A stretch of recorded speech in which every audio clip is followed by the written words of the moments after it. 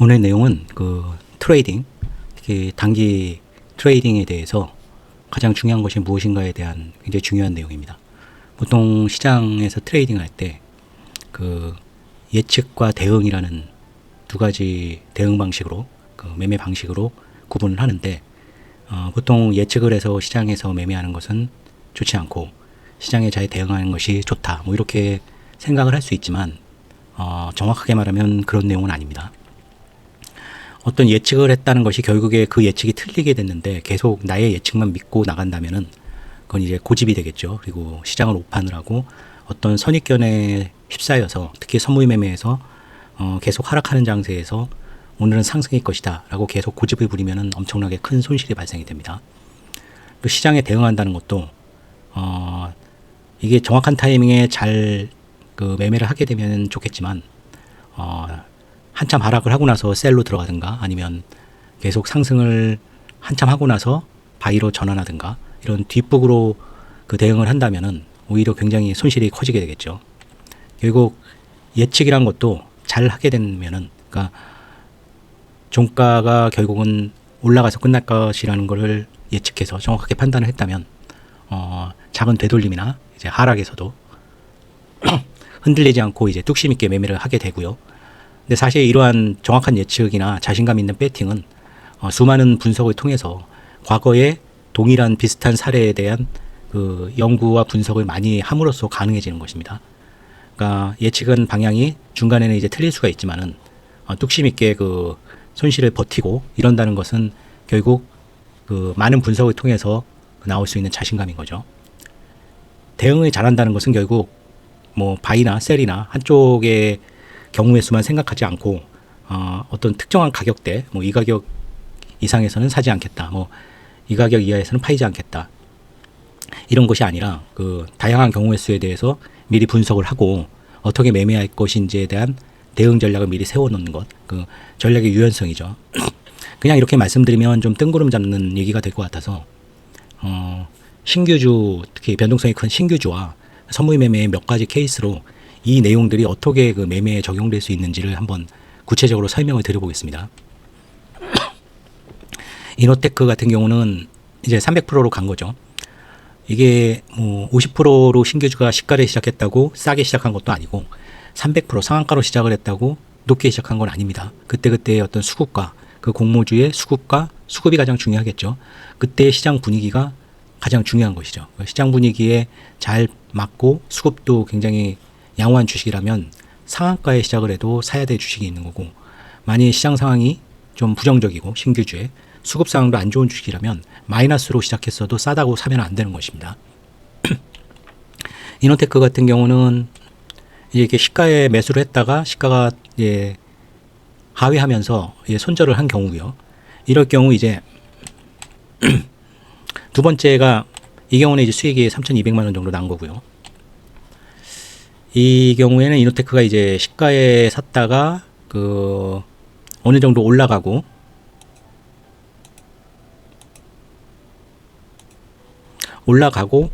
이제 상한가 직전에 매수를 한 것이죠.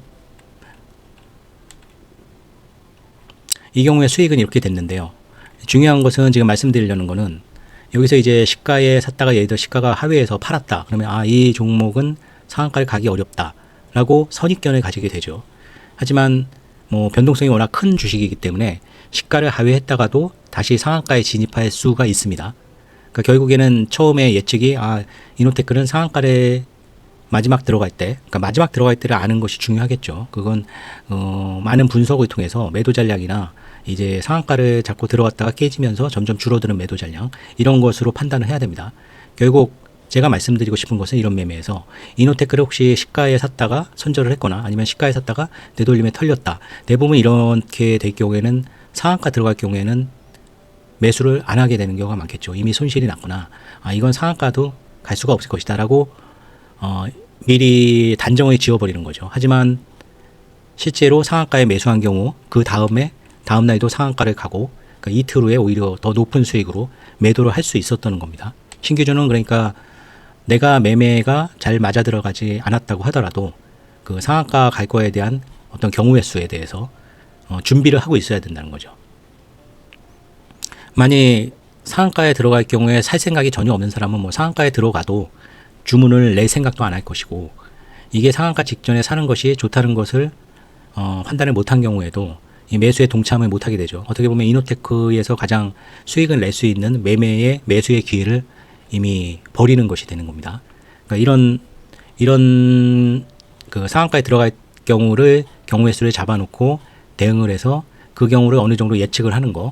그러니까 상한가에 들어갈 수도 있다 예측을 하고, 상한가에 들어가는 경우에는 나는 매수를 할 것이다. 근데 그 상한가가 이제 깨어지지 않을 상한가죠. 왜냐하면 신규주라는 것이 상한가에 딱 들어가서 굳는 경우도 뭐 간혹 있겠지만은 대부분은 여러 번 깨지고 마지막에 이제 강하게 들어간 이후에 굉장히 큰 시세가 나온 경우가 여러 분석을 통해서 많이 있었습니다. 큐리오시스 같은 경우는 이런 경우죠. 이거는 이제 짤상으로 시작했는데 사실 그 다음날 이렇게 뭐 큰 수익을 기대할 수 있는 움직임은 아니었습니다. 하지만 지금 말씀드린 것은 큐리오시스의 매매가 아니라 수급의 인기가 극대로 돼서 짤상으로 시작할 경우에 이제 이런 경우죠. 큐리오시스 예를 들면 나는 어떤 공모주가 시가가 250% 이상에서 시작을 하면 절대 매수를 안 한다. 그런 것은 이제 선입견이죠. 오히려 상한가에 시작할 경우, 그러니까 이것을 정확하게 예측하는 것은 큐리오시스가 오늘 상한가로 시작할 수 있을 것이다 라고 생각하는 것이 정확한 예측입니다. 그리고 상한가에 시작을 해서 이게 안 깨질 상황이라면은 매수 주문을 과감하게 낼 수 있는 거, 이것이 가장 어떤 큐리오시스의 첫날 매매에서 가장 잘한 매매였죠. 근데 예를 들면 쓸데없는 선입견, 뭐 시가가 뭐 250% 이상이면 너무 높이 시작하니까 나는 그때는 매수 주문을 안 낸다. 이런 것은 물론 큰 손실을 피할 수는 있겠지만 굉장히 좋은 주식을 매수할 수 있는 기회를 놓칠 수가 있는 거죠. 그리고 큐리오시스의 이때 상황이 예상 체결량보다 깔리는 매수 잔량이 굉장히 적었지만은 다른 상한가 주식하고 좀 틀리게 이런 식으로 상한가가 시작되는 종목은 체결이 막 일어나도 거의 주문 취소가 없습니다. 왜냐하면 뭐 그거는 100주를 받겠다고 낸 주문이 아니라 전량을 받겠다고 낸 주문이 대부분이기 때문에 체결이 늘어나도 이 주문을 취소하지 않고 오히려 전량을 다 받죠. 어떻게 보면 굉장히 좀 강심장을 가진 사람들이 매수를 한 케이스인데, 이런 경우는 과거에 이런 식으로 짤상으로 간 주식이 굉장히 시세가 좋았던 경우가 많습니다. 이런 것을 많이 분석해서 이렇게 시가부터 상한가이고 짤상인 신규주는 그 다음에 시세가 굉장히 연속적으로 좋았던 경우가 많다라는 데 확신을 가지게 되면 상한가에 매수하는 것을 주저하지 않게 되겠죠. 하지만 쓸데없이 이제 뭐 너무 높은 가격이라고 나는 이런 건 주문을 안 낸다. 물론 그것도 뭐 손실을 회피할 수 있는 좋은 방법이긴 하지만은 큐리오시스 매매에서는 적절하지 않은 방법입니다. 그러니까 유연성을 가져야 된다는 거죠. 이렇게 이 경우에는 난 절대 안 산다. 이렇게 자꾸 선입견에 어떤 매매를 제한하면은 좋은 매매의 기회를 많이 놓칠 수 있게 됩니다. 두 번째 경우는 큐리오시스를 이런 식으로 샀으면 이노테크가 그 다음날 오히려 큐리오시스보다 강하게 상을 못 들어간 건데 다음날 상한가에 치고 이틀째도 이제 시세가 좀 나왔었죠. 그렇다면 이제 큐리오시스를 이때 매수를 하고 나서 또 이제 쓸데없는 고집이 이제 나는 이걸 상한가에 팔 것이다라고 이제 희망을 갖게 되겠죠. 하지만 그것은 이제 희망인 것이고, 그걸 다음날도 상한가를 갈 것이다 이러고 예측하는 것은 좋지가 않습니다. 그러니까 다음날 보통 이제 예상 체결가가 8시 50분에 뜨면 알 수가 있죠. 잔량이 어느 정도 깔리고 오히려 매도가 어느 정도 나오는가에 따라서 이게 오늘 짤상으로 시작할 것인지, 아니면 이것은 별로 생각보다 희망사항보다 그렇게 강하게 시작하지 않을 것이다 라는 생각이 들면은 빨리 대응을 해서 매도를 해야 됩니다. 이거에 주저주저하고 상한가를 반드시 찍어줄 것이다 라는 이런 식의 어떤 고집을 부리거나 오판을 하게 되면은 이렇게 수익을 내고 나올 수 있는 기회조차도 굉장히 짧은 순간이죠. 수익을 낼 수 있는 기회가 있었음에도 욕심, 그러니까 뭐 한 10%, 20% 정도, 아니면 상한가에 갈 때까지 난 버틸 것이다. 이런 것이 이제 쓸데없는 고집이나 오판이죠.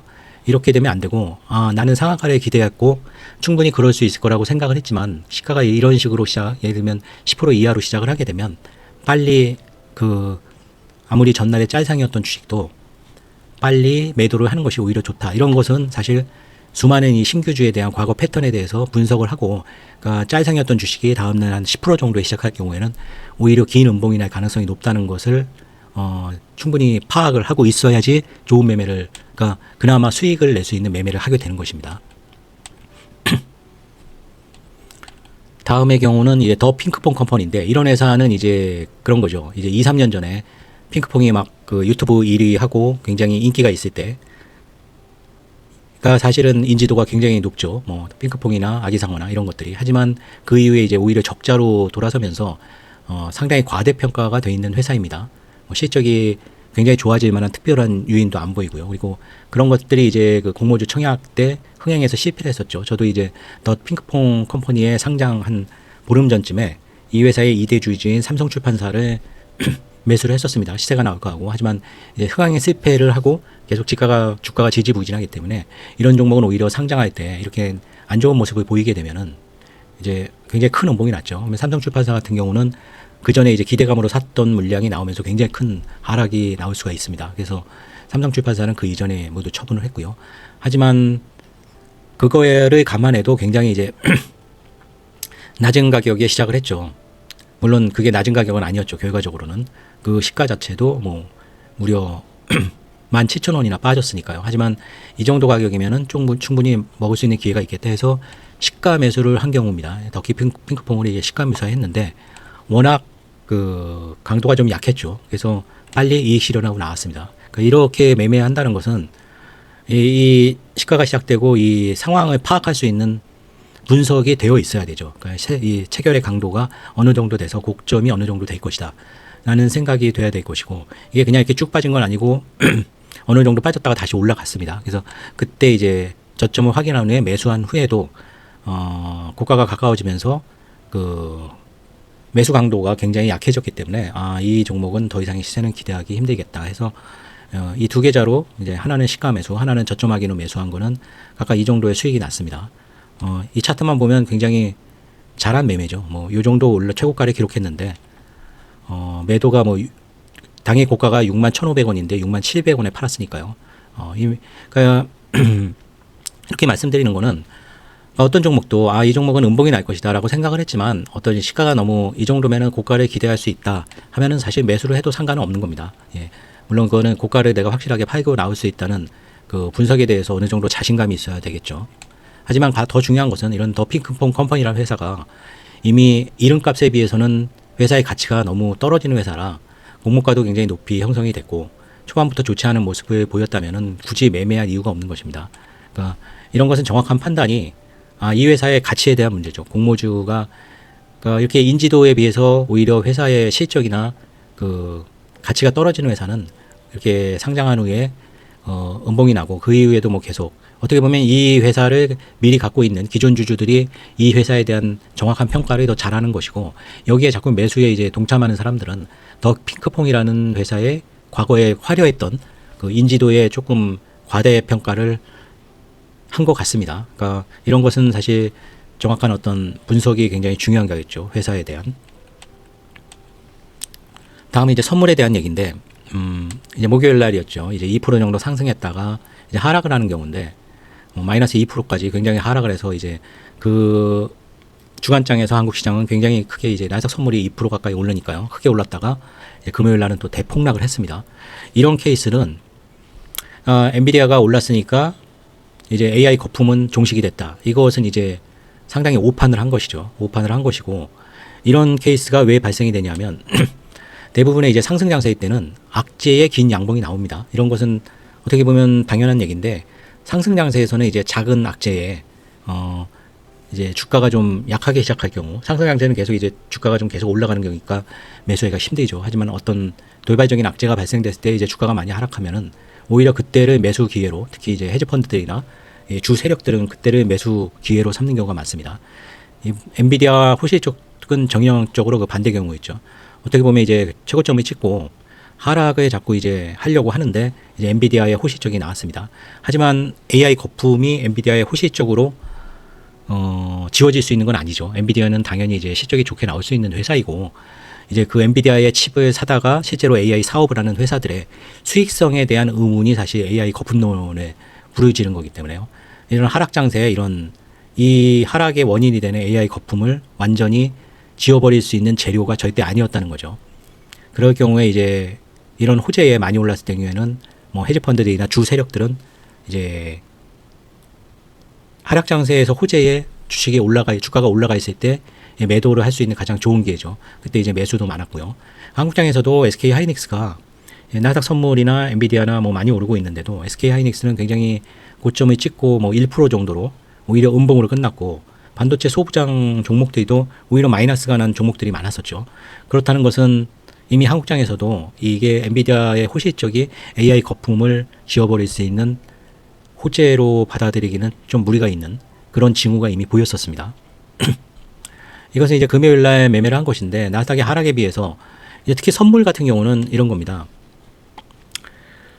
선물은 순간순간 맞추기가 굉장히 어렵죠. 결국에는 어떤 방향을 내가 정확하게 판단하는 것이 훨씬 중요합니다. 그러니까 매매를 하다 보면은, 여기서 대응을 잘한다는 것은 이런 타이밍, 매수 타이밍이 이 정도 타이밍에 매수를 하는 것이죠. 보시면은 23960이니까 이 정도 타이밍에 매수를 한 것입니다. 그리고 여기서 이제 하락할 때 이제 매도를 했고요. 하락할 때 매도를 하고, 다시 이제 요 하락 되돌림의 초기에 다시 매수를 하고, 다시 요 하락할 때 다시 매도를 했습니다.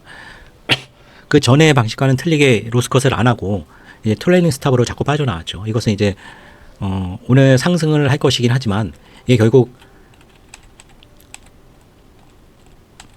이 종가가 고가는 되지 않을 것이다. 그렇다면은 하락에 대한 압박도 굉장히 큰 것이죠. 이런 경우는 밤에 이제 깨어 있어야 되는 게 좀 문제긴 한데, 로스컷을 설정하고 잠을 든다는 것은 되게 위험합니다. 그러니까 이게 다시 꺾이기 시작할 때 빨리 청산하고 다시 그 저점을 다지면은 다시 매수하고, 이렇게 두 번의 매매가 있었죠. 여기서는 이제 한번 손절한 것도 있고요. 그거에 대한 매매에 대한 얘기입니다. 그러니까 말씀드리고 싶은 것은 선물 매매에서는 이 방향을 그러니까 방향을 미리 예측하는 건 말이 안 됩니다.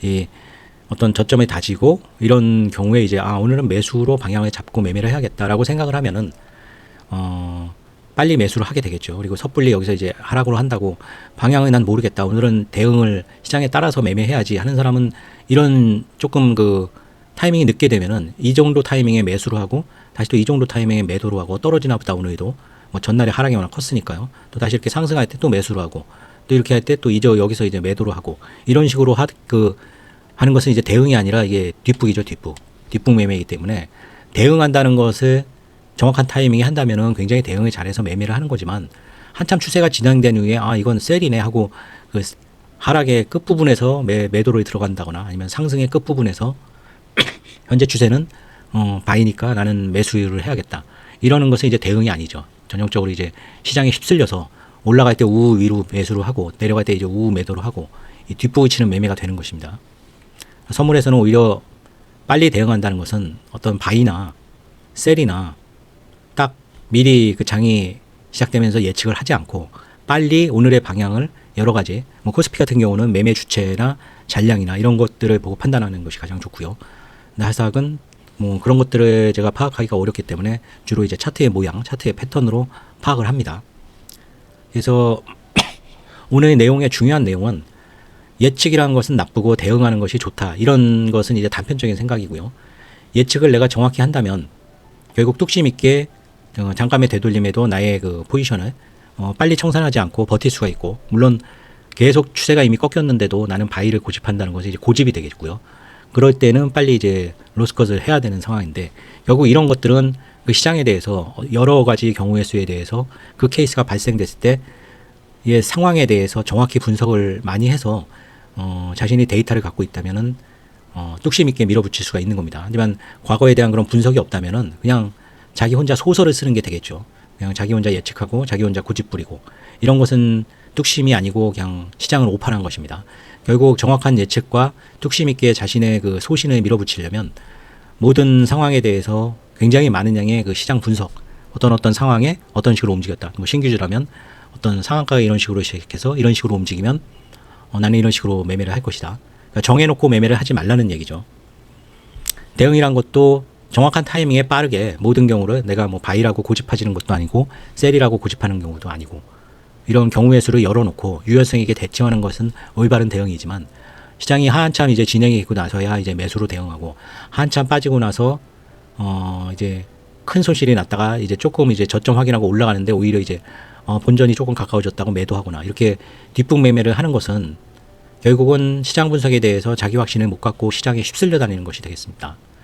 굉장히 어려운 얘기겠지만 결국의 결론은 굉장히 많은 시장의 어떤 상황에 대해서 많은 케이스를 차트를 보고 그때 상황이 어떠했나에 대해서 분석에 대한 데이터를 갖고 있어야지 자신의 예측 능력을 높일 수가 있고 뚝심 있는 매매를 할 수가 있고 빠른 대응에 의해서 이 하락의 초기에 빠르게 이제 셀로 전환시키고 아니면 바이의 초기에 빨리 바이로 전환할 수 있는 그런 좋은 매매를 할 수 있게 될 것입니다.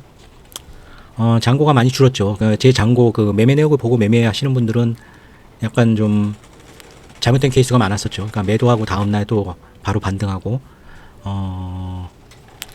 어떻게 보면 제가 이제 매도를 할 때 하루 정도 늦췄다가 매매하는 것도 최근에 괜찮지 않을까. 저는 좀 발빠르게 매매하는 스타일이라 결과적으로는 이제 11월에 실현 손익은 한 1억 2천 정도가 됐습니다. 제가 보통 2억에서 3억 정도를 매수를 잔고를 유지시키면서 하기 때문에 물론 그 전부터의 이제 실현 손익이 이제 11월에 청산된 거긴 하지만은 한 30%, 40% 정도의 수익이라고 볼 수 있고요.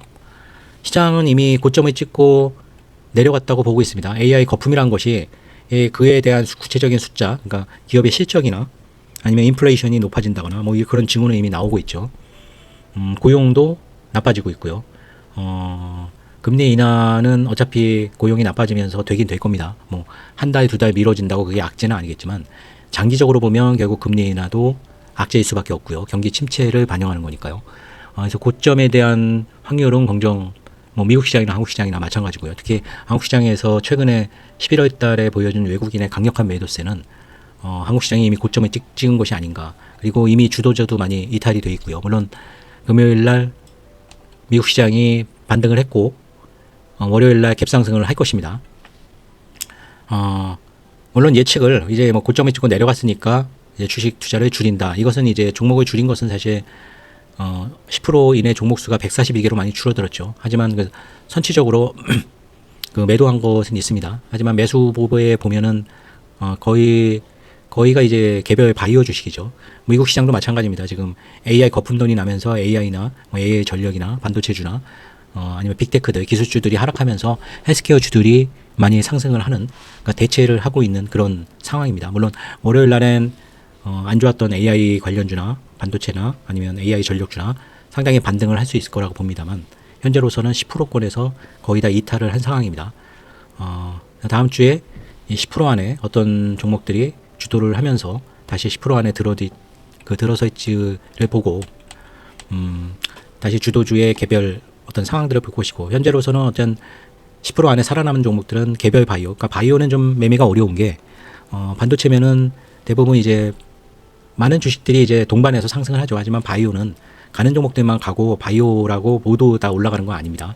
바이오에서 기술력이 입증되고 어떤 그 라이센스나 어떤 임상 실험에 대해서 확실한 성과가 있는 바이오 주식들만 올라가기 때문에 이 아래에 있는 테마주보다는 훨씬 매매하기가 어려울 수가 있습니다. 그리고 바이오주는 라이센스 해지나 어떤 임상실험 실패에 대한 뉴스가 갑자기 이런 돌발악재가 발생될 수 있는 테마이기 때문에 굉장히 좀 위험할 수도 있죠. 지난주에 좀 안 좋다고 얘기했던 화장품 엔터 카지노는 일본과 중국의 사이가 안 좋아지면서 중국 관광객들이 일본 대신 한국으로 올 거라는 그런 호재 때문에 이제 많이 상승을 했는데 그렇게 뭐 장기적인 호재로 보지는 않습니다. 일본도 중국과 관계를 돌리기 위한 어떤 그 대책이 나온다면 빠르게 소매될 수 있는 재료라고 보고요. 오늘은 어떻게 보면 그 신규주의 뭐 매매 기법을 말씀드린 것이 아니라 가장 중요했던 것은 이겁니다.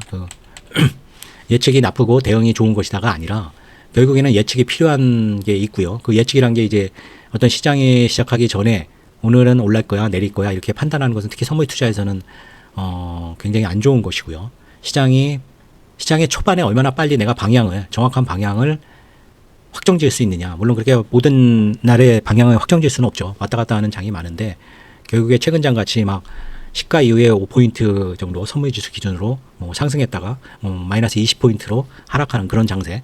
그런 장세에서는 초반에 이제 시가 이후에 상승이라고 바이를 고집하면 안 되고요. 바이라고 대응하는 것도 더 말이 안 되고 오늘의 하락의 이유가 뭔지 그런 것들을 정확히 예측을 해서 빨리 그 방향을 확정해 짓고 하락이라고 그러면은 고점에 올 때마다 그 셀을 진입시키는 그런 전략으로 가야 될 것이고요. 굉장히 중요한 문제에 대해서 말씀을 드렸습니다. 그러니까 멘탈적으로 중요한 얘기고요. 결국은 예측은 나쁘고 대응은 좋다 이런 것이 아니라 정확한 예측, 그러니까 뚝심 있는 어떤 매매나 이런 것을 위해서 많은 분석을 해야 되고 빠른 대응, 빠른 대응이죠. 예, 조금이라도 타이밍이 늦게 되면 결국 대응이 아니라 그것은 시장에 휩쓸리고 뒷북치는 매매가 되니까요. 저도 이거에 대해서 굉장히 잘하려고 많은 분석을 하고 노력을 하지만 굉장히 어려운 얘기 같습니다. 예. 월요일에도 뭐 한국 시장은 좀 시가는 급등으로 시작을 할 것 같습니다. 물론 양봉이 될지 음봉이 될지. 최근에는 시가에서 이미 갭이 너무 많이 뜨거나 많이 하락하기 때문에 중간에 먹을 수 있는 기회가 그러니까 선물 같은 경우 좀 많이 적어지는 경향이 있습니다. 그러니까 시가 갭으로 많은 주가가 너무 크게 움직여 버리니까요. 다음 주에도 잘 시장의 방향을 빨리 예측을 하시고 대응을 하셔서 좋은 수익 올리시기를 기대하겠습니다. 네, 영상 시청해 주신 분들 감사드립니다.